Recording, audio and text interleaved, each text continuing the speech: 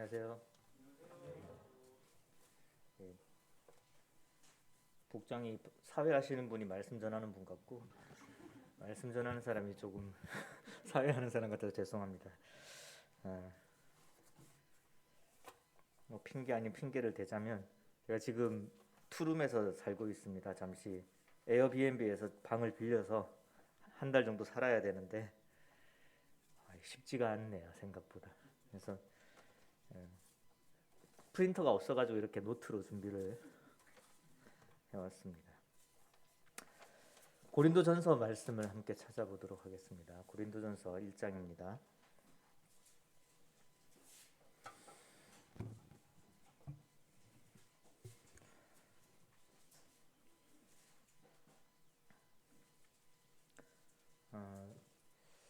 예전부터 이제 성도님들과 함께 고린도전서를 공부하고 싶은 생각이 많이 있었는데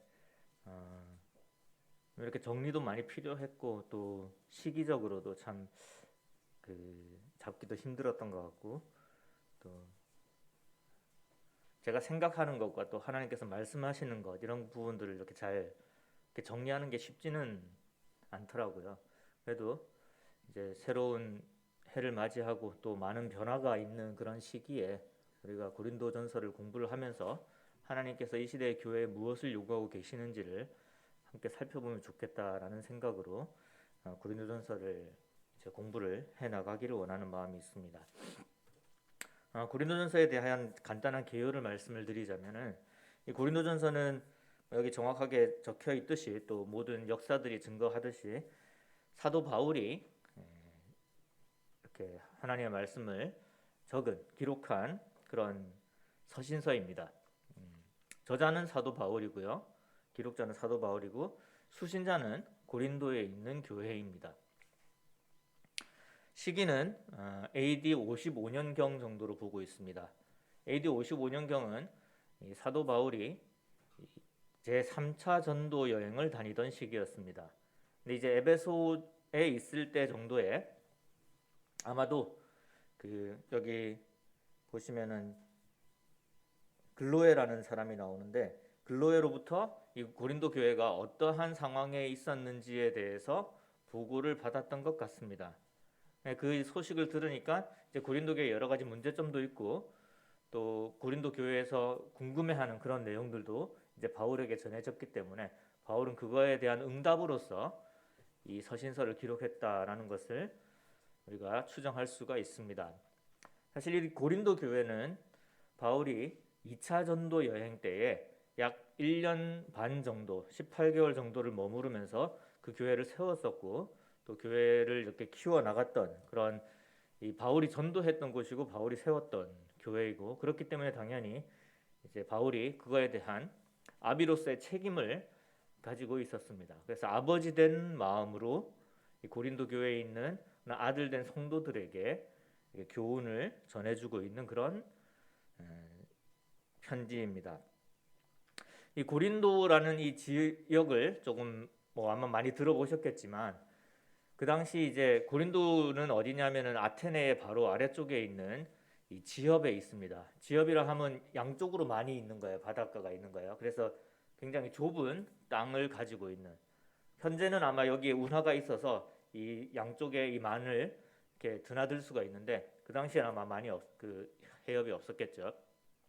운하가 없었겠죠. 이 만이 있다라는 건 뭐냐면은 항구가 발달하기 좋은 조건을 갖추고 있다라는 것입니다. 그래서 이 지중해 수많은 그런 이 상업적인 활동을 하는 배들이 이 고린도에 정박할 수 있는 그런 여건이 되어 있었기 때문에 당연히 항구 도시로서 발전할 수 있는 좋은 여건을 갖추고 있었습니다. 항구 도시라는 것은 이제 무역이 활발하게 이루어지는 것이고 로마 시대 때는 여러 지역에 이제 물품들이 교류가 되던 그런 시대였기 때문에 이 도시가 발달할 수 있는 좋은 밑거름이 될 수가 있습니다. 지금으로 생각하자면은 우리나라로 치면은 인천 정도, 그다음에 뭐 미국으로 치자면 뉴욕 정도, 호주로 치자면은 시드니 정도가 되겠죠. 이렇게 많은 사람들이. 그럼 한번 생각을 해보시면 어떤 도시의 모양이 그려지는지가 아마 감이 오실 것 같습니다. 많은 사람들이 모이죠. 많은 사람들이 모여서 살다 보면은 많은 문화들이 모이게 됩니다. 서로 다른 종교들이 만나게 되고 서로 다른 가치관들이 만나게 됩니다. 무역으로 인해서 돈을 많이 버는 사람이 생기는가 하면은 거기에 돈이 있다고 해서 이것저것 다 정리하고 고린도에 와서 망하는 사람도 당연히 생깁니다. 그러니까 빈부와 빈부의 격차도 굉장히 심해지는 것이죠.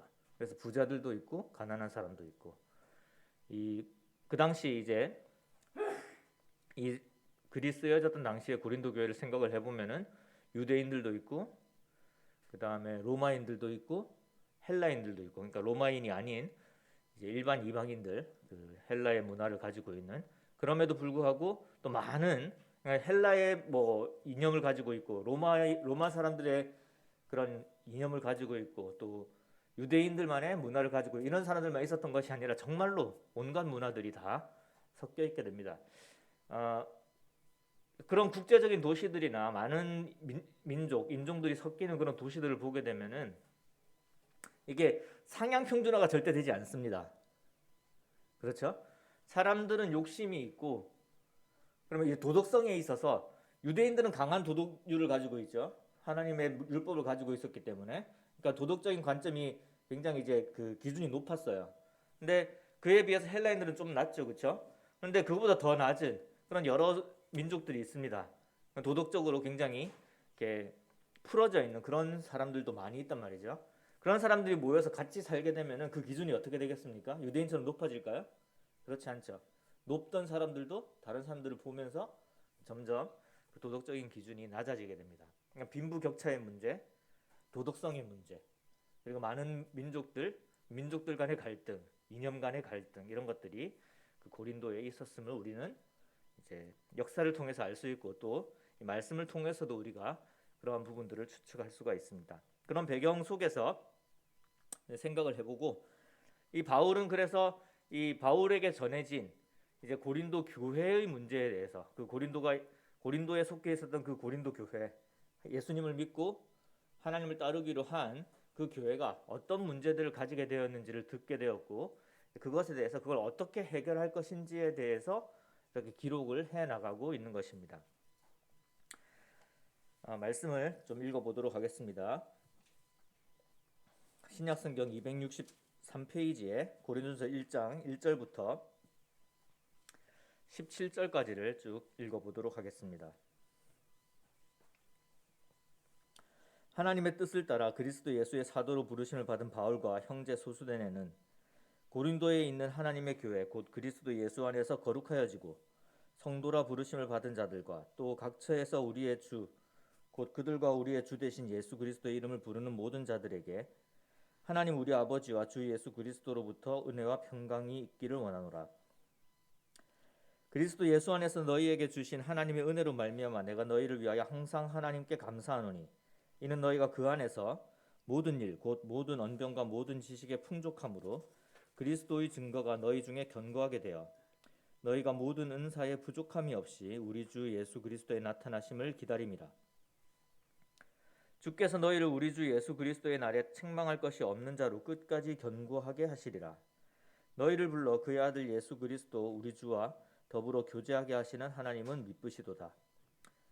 10절입니다. 형제들아 내가 우리 주 예수 그리스도의 이름으로 너희를 권하노니 모두가 같은 말을 하고 너희 가운데 분쟁이 없이 같은 마음과 같은 뜻으로 온전히 합하라.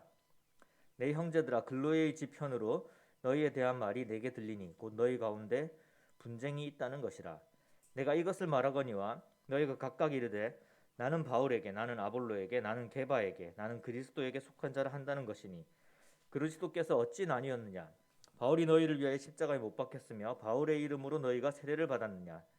나는 그리스보와 가이오 외에는 너희 중 아무에게도 내가 세례를 베풀지 아니한 것을 감사하노니 이는 아무도 나의 이름으로 세례를 받았다 말하지 못하게 하려 함이라. 내가 또한 스데바나 집 사람에게 세례를 베풀었고 그 외에는 다른 누구에게 세례를 베풀었는지 알지 못하노라. 그리스도께서 나를 보내심은 세례를 베풀게 하려 하심이 아니요 오직 복음을 전하게 하려 하심이로되 말의 지혜로 하지 아니함은 그리스도의 십자가가 헛되지 않게 하려 함이라.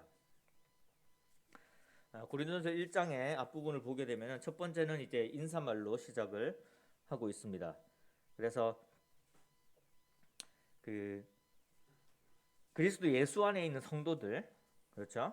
그리스도 예수 안에 있는 성도들, 예수 그리스도의 이름을 부르는 모든 자들. 그러니까 예수 그리스도의 이름을 부른다는 것은 구세주이시고 우리의 왕이 되신 예수님을 인정한다라는 의미죠. 그래서 쉽게 말하자면 고린도 지역에 있는 성도들에게 이 인사를 전하면서 오늘 이제 우리 만찬 예식 중에서도 평강이라는 이름이 평강이라는 이 단어가 굉장히 많이 나왔는데 이 성령님께서 동일한 그런 감동을 주신 것 같습니다. 그래서 또 이제 시기적으로 상황적으로 우리나라도 참 힘들고 또 전 세계적으로도 정말 평화, 평강 이것이 필요한 그런 시기이기 때문에 아마 그런 성령님의 인도하심이 그런 쪽에 있었음이라고 생각을 하게 됩니다.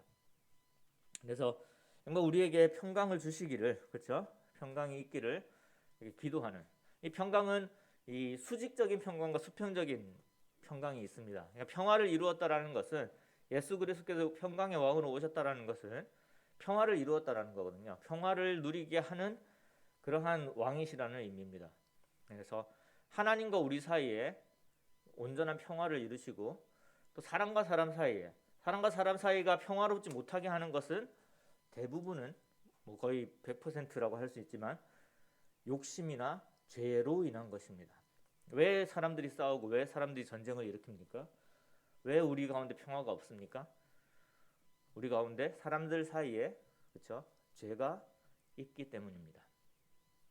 그 부분을 해결을 했을 때에 예수 그리스도께서는 온전한 평화를 이루실 수 있는 분이심을 우리가 알 수 있는 것이죠. 그래서 이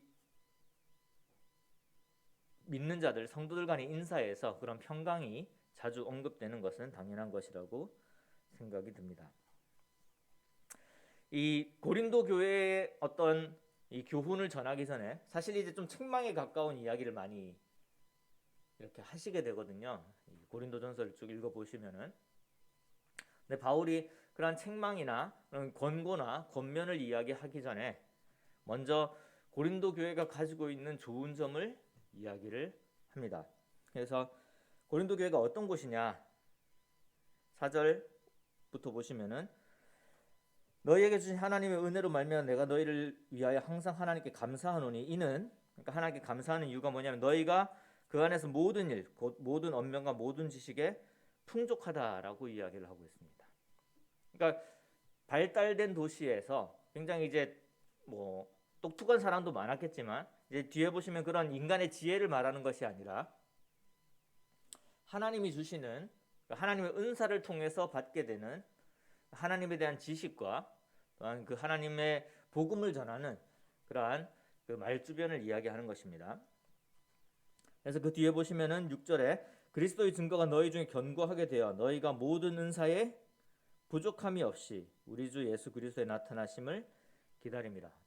모든 은사에 부족함이 없다라는 것은 하나님께서 고린도 교회를 보니까 하나님께서 고린도 교회 모든 성도들에게 충분한 은사를 주셨음이 보인다라는 의미죠. 은사에 부족함이 없다라는 것은 우리가 이 고린도 교회가 굉장히 많은 은사를 가지고 있었고 그 한 사람 한 사람이 하나님으로부터 받은 그 은사들을 그 예수님이 오시는 날까지 쭉 이렇게 그것을 발휘할 수 있는 그런 풍족한 은사에 있어서 풍족한 그런 곳이었음을 우리가 알 수 있습니다. 그렇기 때문에 이 8절에서 이 고린도 전서의 목적이 드러나고 있습니다. 바울이 왜 이 글을 쓰게 되었느냐라는 것에 대한 이야기입니다. 주께서 너희를 우리 주 예수 그리스도의 날에 책망할 것이 없는 자로 끝까지 견고하게 하시리라. 사실 이제 이런 이 책망이라는 단어가 나왔다라는 것이 사실 이제 바울의 마음속에 이런 부분이 있었다는 거거든요. 그러니까 참 좋은 교회이고 정말 견고하게 되어야 될 교회인데 책망할 것이 없는 그런 교회가 됐으면 좋겠다라는 마음이 있는 거예요. 왜 이런 말을 하게 되었을까요? 책망할 것이 있었기 때문입니다. 그래서 그런 부분들을 이제 이야기를 하게 되는 것이죠.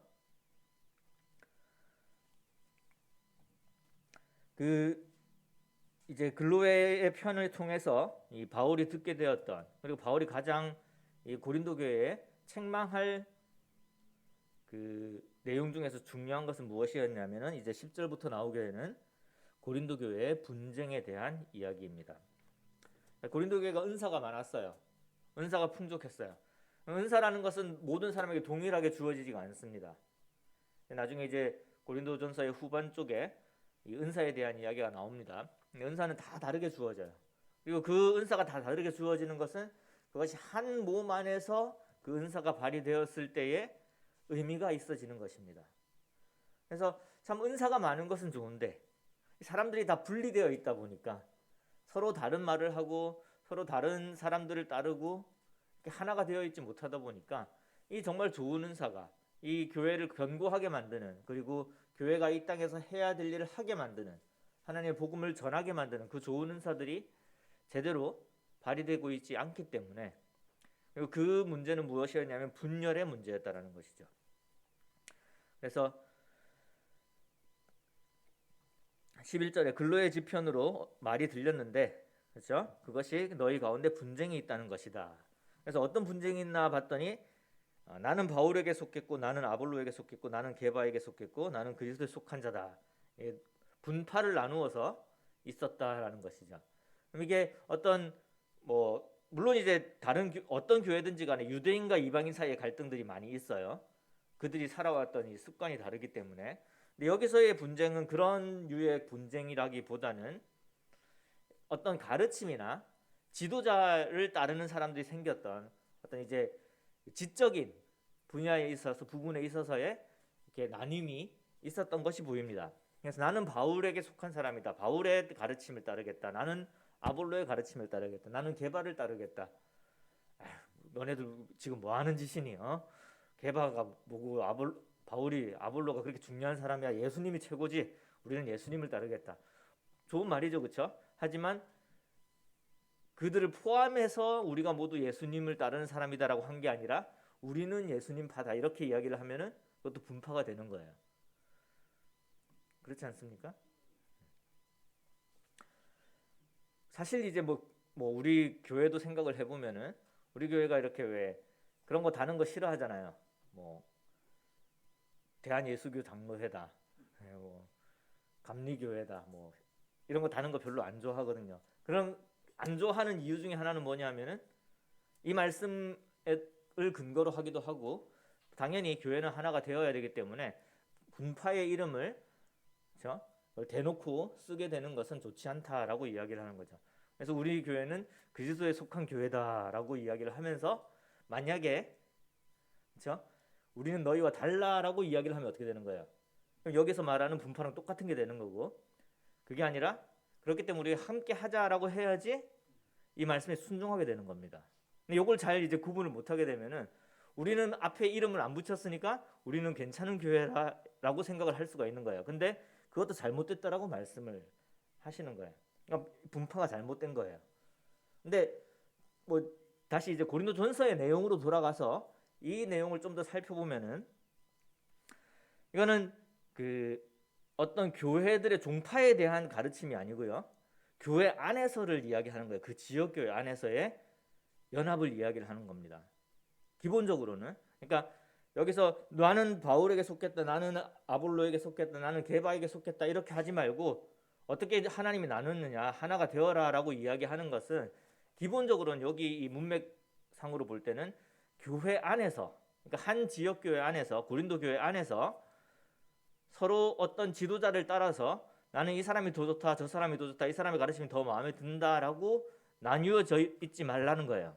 왜 그렇죠? 그 지역 교회의 은사가 서로 다 다르게 주어진 은사가 하나가 되지 못하면 절대 발휘될 수가 없기 때문에, 건강한 교회가 되어질 수 없기 때문에 그렇습니다.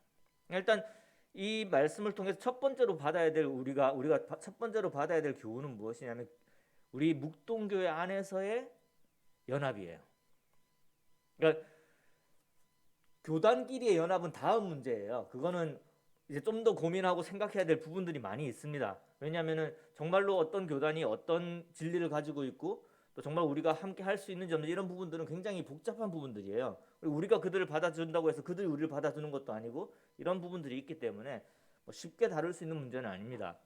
그리고 이것은 한참 뒤에 생겨난 문제들이고 지금 이 고린도전서에서 다루고 있는 문제는 뭐냐면은 그냥 딱 이것만으로 적용을 하자면 교회 안에서의 연합을 이야기하는 것입니다. 무엇을 위해서? 올바른 은사가 이렇게 풍족한 은사가 제대로 발휘될 수 있게 하기 위해서입니다.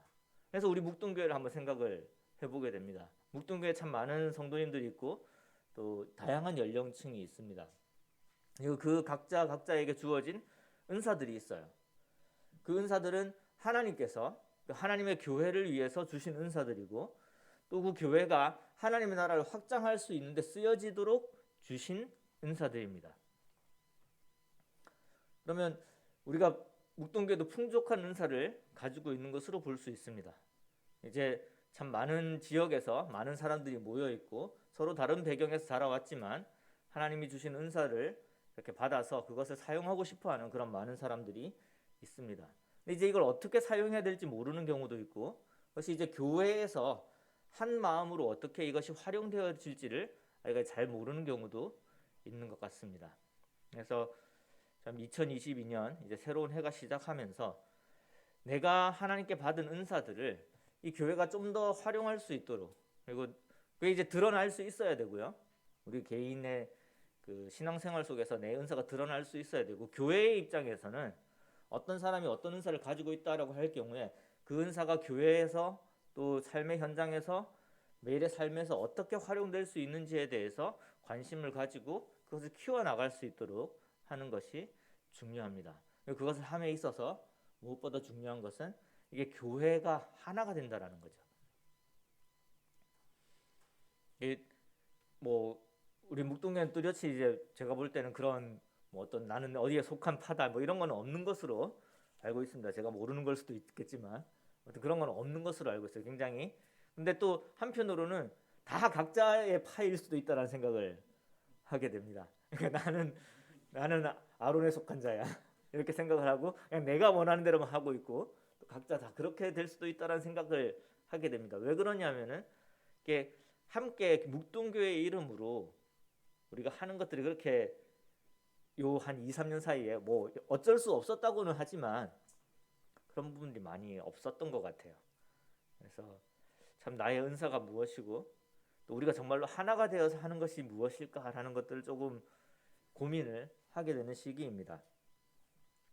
그래서 이 바울은 이 파가 나누지 않았으면, 이런 교회 안에서 분파가 나뉘지 않았으면 좋겠다라고 이야기를 하면서 자신이 다행히 이 고린도 교회에 많은 사람들에게 침례를 베푸지 않은 것이 다행이다라고 이야기를 합니다. 이건 무슨 말이냐면은 그 당시에 사도에게 침례를 받았다라는 것이 어떤 사람에게는 자랑거리가 될 수 있고 또 그것이 그 사람이 속해 있다라는 것을 자랑하는 그런 잘못된 결과를 낼 수가 있기 때문에 그러지 않았음에 다행으로 여깁니다. 그러니까 어떤 사람이 우선시되는 것, 사람이 영광을 받는 것, 어떤 사람이 자랑할 거리가 있는 것에 대해서 바울은 경계하고 그것이 아니다라고 이야기를 하죠. 그러니까 여기에 이제 큰 대도시에 있으면서 똑똑한 사람들, 지혜로운 사람들, 그런 사람들을 많이 쫓고, 이 사람들 굉장히 이제 그 철학적이었잖아요. 이 당시에 로마인들이 철학적이다 보니까 이 말솜씨가 좋은, 그 논리가 좋은 그러한 그 철학들을 많이 쫓아다녔었어요. 그리고 그런 그 철학이 많이 성행을 했었고 그런 것들 하나의 이제 그 파를 이루어서 이렇게 실질적으로 많이 있었습니다. 그 당시에. 교회 안에서도 이제 그런 것들이 생겨나기 시작하죠. 점점점. 그래서 이단들이 생겨나고 이단 교리들이 들어오면서 굉장히 이제 설득력 있는 말로서 이야기를 합니다. 근데 이제 뒤에 보시면 아시겠지만 이건 다음 시간에 다루긴 할 텐데 하나님의 가장 어리석은 것이 사람의 지혜보다 더 지혜롭다라는 것. 그래서 하나님께서는 너무나 단순한 예수 그리스도를 통한 단순한 복음을 우리에게 전해주셨어요. 그래서 아무리 어리석은 자라도 하나님의 사랑을 깨달을 수 있게 되었고 아무리 똑똑한 사람이라도 그가 특별히 더 나은 것을 가지지 않도록 하나님께서 하신 거예요. 그래서 참 그 낮은 자들을 사용하셔서 인간적으로 높은 자들을 부끄럽게 하시는 그런 하나님의 복음은 예수 그리스도의 죽음을 통한 복음이었습니다. 예수 그리스도의 희생과 예수 그리스도의 부활하심을 통해서 우리의 죄를 사하신, 그리고 누구나 예수 그리스도를 믿기만 하면은 하나님의 자녀가 되는 그런 놀라운 복음을 전하게 된 것이죠. 그래서 그것이 다른 사람들에게는 굉장히 어리석어 보일 수 있겠지만 하나님의 놀라운 지혜다라고 이야기를 하게 되는 것입니다. 그러니 아무리 똑똑한 것도 하나님 안에서는 자랑할 것이 아무것도 없다라는 것이 되는 거죠. 그러니까 사람을 통해서 모이는 것이 얼마나 어리석은 것인지를 바울은 이야기하게 되는 것입니다. 다시 한번 이제 묵동교회로 돌아와서 이걸 묵동교회에 적용을 하려면은 이 오늘 본문의 말씀을 첫 번째로 우리 묵동교회가 가지고 있는 장점들을 좀 찾아봤으면 좋겠습니다. 그래서 당연히 우리에게 하나님께서 은사를 주셨기 때문에 모든 사람들이 은사를 가지고 있는 그런 장점이 있고, 또 묵동교회만이 가지고 있는 그런 장점들이 있을 거라고 생각을 합니다. 그런 장점이 무엇인지를 발견하고 그 장점이 어떻게 사용되어야 될 것인가를 생각을 할 때에 이 교회가 주님이 오시는 날까지 계속해서 강건할 수 있도록 우리가 하나가 되는 방향으로, 우리 마음이 합쳐지는 방향으로 사용이 되어져야 되겠다. 그래서 우리의 은사를 발견하고 그 은사가 묵동교회의 그 한 몸이라는 그런 그 하나의 지체로서, 지체의 각 부분으로서 이제 어떻게 내 은사가 사용되어져야 될지를 우리가 한번 생각해 보는 시간이 되어야 되겠다라고 생각을 하게 됩니다. 근데 이제 고린도전서를 읽으실 때에 우리가 한 가지 주의해야 될 점이 있습니다. 무엇이냐면은 다른 서신서도 마찬가지인데 성경을 이제 읽고 해석하는 데에서는 이제 단계가 있어요. 뭐냐면은 첫 번째는 읽죠. 그냥 읽습니다. 읽고 그것을 뭐 해야 되냐면 해석이라는 단계가 있습니다. 해석이라는 단계. 그 다음에 이제 적용이 있어요. 그러면은 왜 이 해석이라는 단계가 들어가게 되냐면은 이게 현대에 쓰여진 글이 아니라서 그렇습니다. 그리고 처음부터 우리나라 말로 쓰여진 글이 아닙니다. 그러니까 대부분의 나라에서, 대부분의 교회에서는 그들의 말로 번역된 성경을 읽고 있습니다. 왜냐하면은 구약 성경은 히브리어로 쓰였고 신약 성경은 헬라어로 쓰여져 있기 때문입니다. 고대에, 그러니까 2000년 전에 쓰여진 헬라어 성경을 우리가 이제 번역한 것을 또 우리말로 번역을 해서 가지고 있습니다. 그렇기 때문에 이제 올바른 해석이 필요한데, 여기서는 단순한 이제 번역을 말하는 것이 아니라 여기서 말하는 해석은 정말로 어떤 의미로 사용되어 있는지를 발견하는 거예요. 해석이라는 것은. 그리고 어떤 관점으로 해석할 것이냐 하는 것도 굉장히 중요해요. 이게 우리가 교회마다 이렇게 하는 행동들이 다르고, 왜 교회 이 진리에 대해서 조금씩 이렇게 이 각도가 다른 부분이 생기는데, 그게 왜 그러냐면은 그 해석하는 방향이거든요. 뭐냐면은 해석을 하는 데 있어서 이거를 문자 그대로 해석할 것이냐, 아니면은 이 문자 그대로가 아니라 이 문자가 가지고 있는 어떤 상징적인 의미를 이제 확대해서 해석할 것이냐 하는 그런 부분들이 생깁니다. 그래서 보통 이제 우리 교회의 해석은 문자적 해석을 굉장히 중요시합니다. 그러니까 뭐 잘 아시겠지만 천년이라고 그랬으면 천년이다 이렇게 해석을 하는 거예요.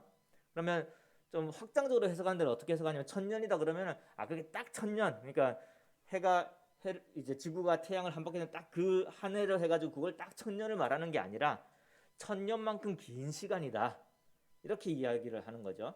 이제 이런 식으로 확장적인 해석을 하는 곳이 있고, 그다음에 문자적으로 해석하는 곳이 있습니다. 그러면은 문자적인 해석을 하는 것은 좀 더 이 말씀에 대해서 보수적인 그 시각을 취하는 것이고, 확장적으로 해석을 하다 보면은, 또는 상징적으로 해석을 하다 보면은 이제 어떤 개인적인 또는 학자들의 해석의 여지가 생깁니다.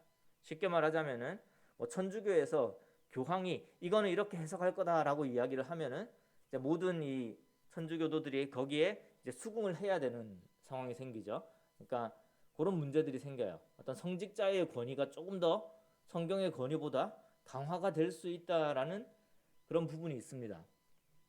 그런 것들은 이제 부작용이긴 한데, 또 그렇게 하지 않으면은 적용할 수 없는 부분들이 생기기 때문에 그런 이제 해석의 그런 태도가 생기는 것입니다. 이제 다시 한번 말씀드리지만 저도 그렇고 우리 교회의 대부분의 이렇게 말씀을 전하시는 분들은 성경을 문자적으로 해석하는 데 집중하고 있습니다. 그래서 성경에 있는 말씀을 그대로 그냥 그 당시에 쓰여졌던 그 문자적인 의미를 찾아내서 그걸 정확하게 해석하는 것이 중요하다고 생각을 하고, 그렇기 때문에 해석에 있어서의 공통된 해석이 나오도록 노력해야 되는 것은 굉장히 중요합니다. 무슨 말이냐면은 바울이 이 글을 적었을 때에 이게 보는 사람마다 다르게 읽혀지도록 적지는 않았을 거라는 이야기예요. 그렇죠? 그러면은 바울이 고린도 교회에 이 편지를 적었을 때, 예를 들어서 여기서 말하는 것처럼 그리스도께서 어찌 나뉘었느냐라고 했었을 때, 그럼 나누지 말라라는 이야기잖아요. 분파를 만들지 말라는 이야기잖아요. 그렇죠? 그러면 이게 보는 사람마다 다르게 해석이 되어지면 안 된다는 거죠.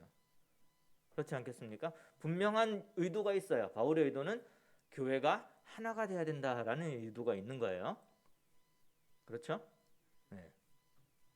그래서 그런 부분들이 해석에 있어서, 그러니까 바울이 지금 이 고린도 교회에 전하는 메시지가 무엇인지를 해석함에 있어서 그거를 동일하게 만드는 건 굉장히 중요합니다. 서로 다른 해석이 나오지 않도록 하는 게 중요하다라는 이야기예요. 이게 이제 해석의 단계에서의 문제예요. 그리고 해석의 단계에서의 문제는 뭐냐면은 처음에 말씀드렸는데, 제가 고린도 전서의 개요를 말씀을 드렸습니다. 뭘 말씀드렸죠? 언제 쓰여졌는지, 누가 썼는지, 수신자가 누구인지를 말씀을 드렸습니다. 이게 왜 중요하냐면은 그거에 따른 특성들이 있기 때문에 그래요.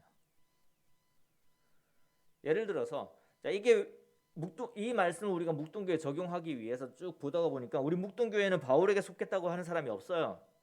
아볼로에게 속했다라고 하는 사람이 없어요. 게바에게 속했다라는 사람이 없어요. 그러면은 이 교훈은 우리에게 오는 교훈이 아닙니까? 어떻게 생각하세요? 그런데 마음속으로는 있잖아요. 그러니까 아볼로에게 속했다라고 생각을 하진 않지만 예를 들어서 김윤수 형제님한테 속했다라고 생각하는 사람이 있을 수 있는 거잖아요. 이해가 되십니까? 그러니까 이 문자적으로 해석을 하되 그 메시지를 해석하는 데 있어서는 딱 그 문자에만 집중하면 안 된다라는 말씀을 드리는 거예요. 우리 교회는 아볼로에 속했다라고 하는 사람이 없으니까 우리는 분열된 게 아니야. 그게 아니잖아요. 우리 마음속으로 어떤 사람들과 마음이 멀어져 있으면 이건 분열된 거고, 바울이 전하고자 하는 교훈은 무엇이죠? 하나가 되라 하는 것이니까요. 그래서 그 해석을 하는 데 있어서 그 당시의 상황이, 어떤 특별한 상황이 어떻게 우리에게 적용되어야 되는지에 대해서 이제 고민을 해야 되는 거죠. 그래서 원래의 의미가 무엇인지를 알아내는 게 중요하다라는 거예요. 원래의 메시지의 의도가 무엇인지를 알아내는 것이 중요하다라는 것입니다. 이게 이제 해석에 대한 부분이에요. 그다음에 이제 마지막 적용에 대한 부분이 있는데, 이제 이게 가장 문제가 되는 부분입니다. 이 서신서를 공부를 할 때 가장 첨예하게 대립할 수 있는 부분이에요. 적용에 대한 부분이 뭐냐면은, 자, 문자적으로 해석을 했어요. 그래서 이게 이런 뜻이다라는 걸 알았잖아요. 뭐 뒤에 나오겠지만 너울을 써라 라고 하는 거라든지, 그렇죠? 그다음에 뭐 은사가 무엇이다, 어떤 은사가 있다라고 하는 거라든지, 이게 문자적으로 다 해석이 가능하고 그 해석에 있어서 큰 이 차이는 없어요. 대부분 비슷하게 해석이 됩니다. 그런데 교회마다 모습이 다르잖아요. 교회마다 직책 이름이 다르고 교회마다 하고 있는 행동들이 다 다릅니다. 우리가 같이 교제하는 모임조차도 예배 시간에 그 순서가 다 달라요. 그리고 어떤 식으로 기도를 하고 하는 것들이 다 달라요. 그러면 적용에 있어서 문자적으로 적용하느냐, 아니면은 이제 해석된 부분에 있어서 문자적으로 해석을 해서 해석된 부분에 있어서 그 의도를 적용하느냐 하는 문제가 생깁니다. 지난 시간에 이제 그 초대교회에 대한 말씀을 전해주셨는데요. 그 초대교회의 모습을 따라가고자 하는 것이 아니라 뭐라고 그러셨죠? 그 정신을 따라가는 게 중요하다라고 말씀을 하셨습니다. 강단에서. 그게 무슨 말이냐면은, 고린도 교회의 모습을 보고 바울이 고린도 교회에 주신 교훈대로 고린도 교회가 모양을 바꿨으면 이렇게 됐을 것이다 하고 그 모양을 쫓아가는 것을 목표로 하느냐, 아니면은 고린도 교회의 문제점을 발견하고 바울이 그 고린도 교회에 어떤 문제가 있음을 이야기를 했고 그걸 개선하라라고 했었을 때에 이 바울이 가지고 있었던 그 핵심적인 메시지, 그러니까 하나됨이라든지 은사를 사용함이라든지 뭐 그리스도의 그 죽으심과 복음을 전함이라든지 그다음에 사랑을 가지고 교회 안에서 행함이라든지 이런 것들을 이게 굉장히 중요한 가치니까 그 가치를 쫓아가는 교회를 만들 것이냐 하는 거예요. 근데 이걸 하는 데 있어서 고린도 교회의 모습과 똑같아지진 않는 거죠. 다른 모습들이 생겨날 수가 있다라는 겁니다.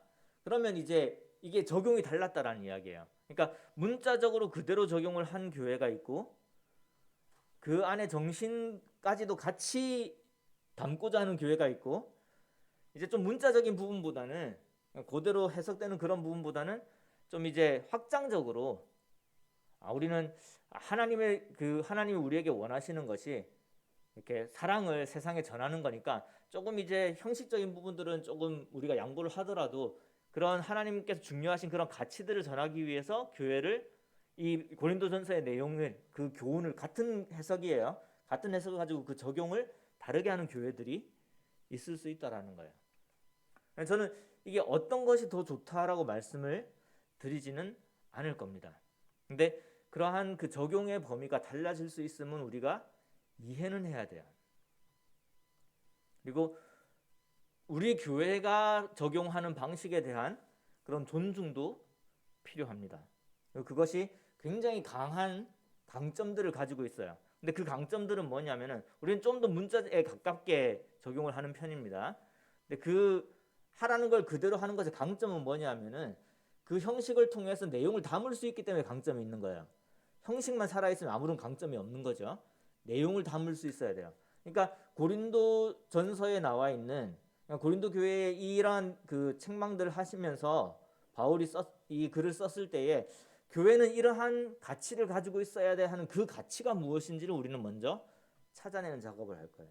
그걸 찾아내고 그 가치가 지켜지도록 하기 위해서 우리가 어떻게 적용할 것인지에 대해서는 조금 더 열린 마음으로 보기를 원하는 마음이 있습니다. 그리고 우리가 가지고 있는 강점들은 그대로 잘 살려나가기를 원하는 마음도 동시에 있습니다. 그 부분은 이제 좀 나중에 또 진행을 하면서 다시 한번 더 이야기를 나눠보도록 하고요. 오늘 이제 마지막으로 이렇게 정리를 하면서 우리 성도님들이 하나님께 받은 은사를 한번 생각해 보시기를 원합니다. 이것은 하나님의 은사는 하나님께서 우리를 지으실 때부터 계획하신 은사예요. 그러니까 우리가 하나님께 받아서 가지고 있는 그런 놀라운 재능들이 우리에게 주신 은사일 수 있어요. 그것이 교회에서 사용되어지도록 주신 은사입니다. 그것은 성령님을 통해서 우리에게 주어지고 그래서 교회가 하나 되게 하는데 도움이 되도록 주어지는 것이 은사입니다. 은사를 먼저 발견하시고 그 은사가 어디서 어떻게 사용될 수 있는지를 발견을 하셔야 됩니다. 그리고 그런 것들을 우리가 함께 교제할 수 있으면 좋겠습니다.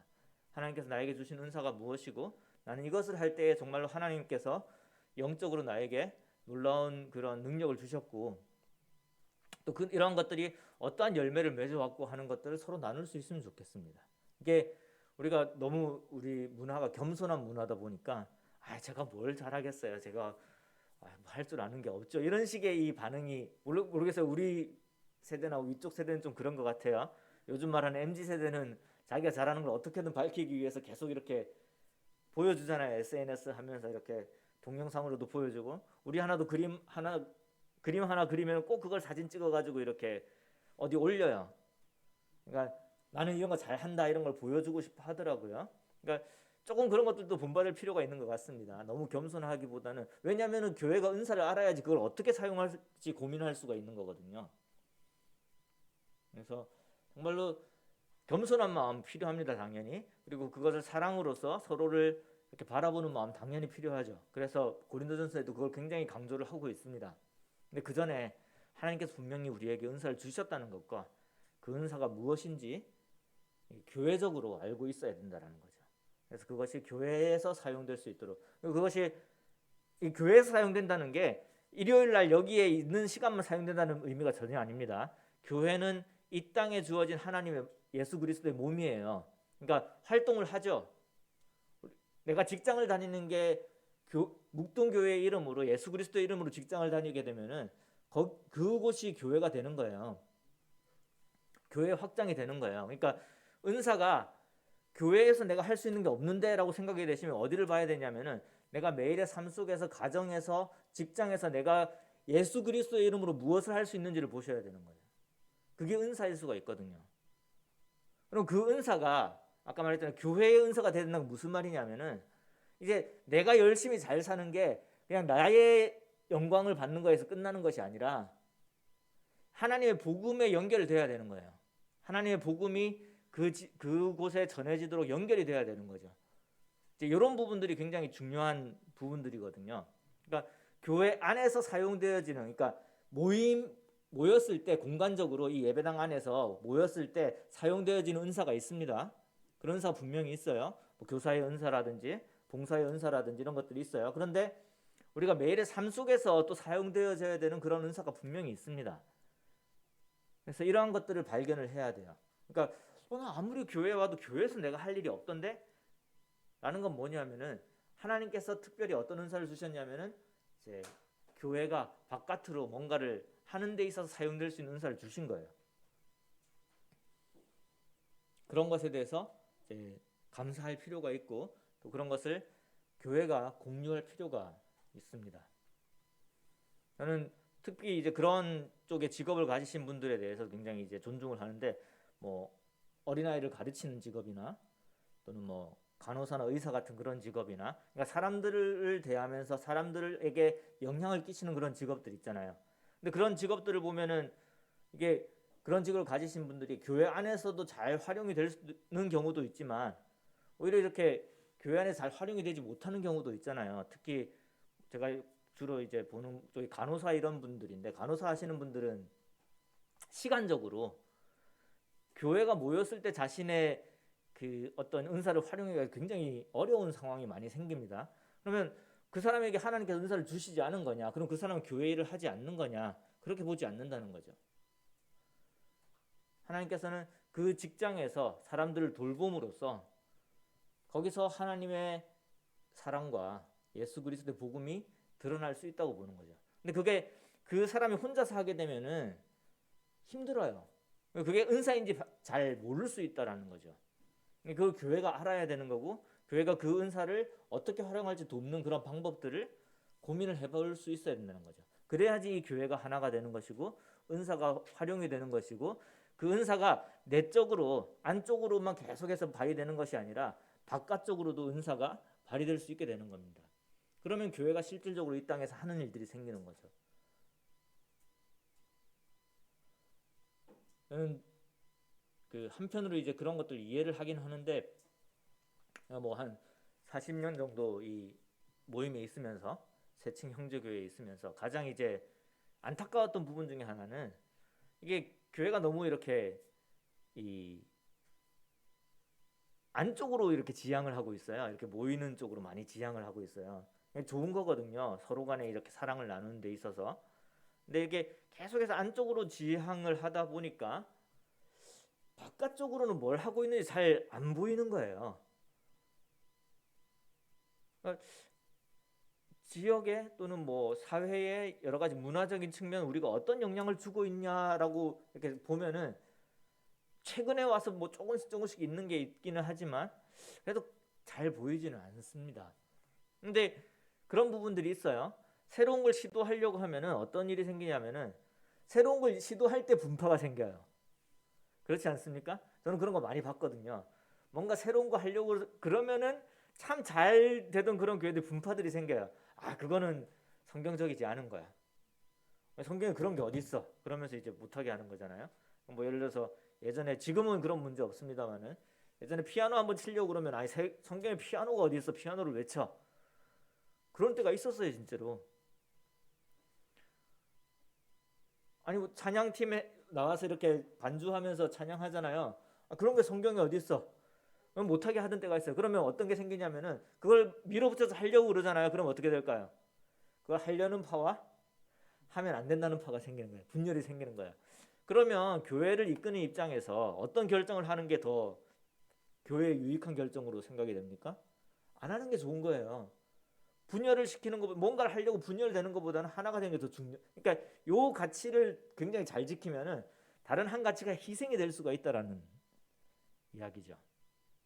그게 가치 있는 거라고 했었을 때 뭔가 음악을 하는 것이. 근데 교회에 음악적인 재능이 있는 사람이 있어요. 피아노 잘 치는 사람이 있어요. 노래를 음정 박자를 잘 맞춰서 부르는 사람이 있어요. 그 사람이 교회에 사용되고 싶어요. 그런데 교회에서 그런 것들을 사용할 수 없게 한다면은 그 사람은 결국, 저는 그런 사람들 많이 봤거든요. 그런 사람들 세상에 나가서 유명한 가수가 되고 유명한 가스펠 싱어가 되는 그런 사람들 많이 봤거든요. 지금은 우리 모임 안에서도 유명한 그런 사람들이 생기긴 하지만 그전에 그게 힘들었단 말이죠. 왜냐하면 그 교회의 하나됨을 지키기 위한 그런 가치. 그래서 이해는 해요, 그거를. 그러니까 그럴 수밖에 없는, 그런 결정을 낼 수밖에 없는 걸 충분히 이해를 하지만, 또 한편으로는 참 그 성경에서 가르치는 가치 중에서 우리가 또 많은 것을 그것 때문에 희생하고 있는 것도 있구나 하는 것이 개인적으로는 보였다라는 것입니다. 그래서 어떤 가치가 교회가 가져야 되는, 지켜야 되는 중요한 가치인지를 말씀을 통해서 발견하고, 또 희생하는 것이 없이 그런 것들을 할 수 있는 부분들이 있다면 우리가 순종하는 게 필요하지 않겠습니까? 우리가 마음이 하나가 되어서 할 수 있는 부분들이 있다면은 그 가치를 지켜나가는데 순종하는 것이 필요하지 않겠습니까? 그런 부분들을 생각하게 됩니다. 좀 말이 길어져서 죄송한데 다시 돌아가서 나의 은사를 찾읍시다. 나의 은사가 교회에서 어떻게 활용될 수 있는지, 또 나의 삶 속에서 어떻게 활용될 수 있는지 찾읍시다. 그리고 그것을 함께 공유했으면 좋겠습니다. 교회가 알도록 했으면 좋겠습니다. 그래야지 교회가 그 은사를 어떻게 쓸지를 고민할 수가 있고, 그래야지 교회의 이름으로 우리의 은사가 사용되어지는 것이고, 그래야지 내가 이 묵동교회에, 하나님이 세우신 묵동교회의 지체가 되는 거거든요. 지체로서 살아가는 게 중요하지 않겠습니까? 나 혼자서 내가 잘난 맛으로 살아가는 것보다는. 그래서 은사를 발견하고 나눌 수 있는 그런 교회가 되기를 원하는 마음을 말씀을 드렸습니다.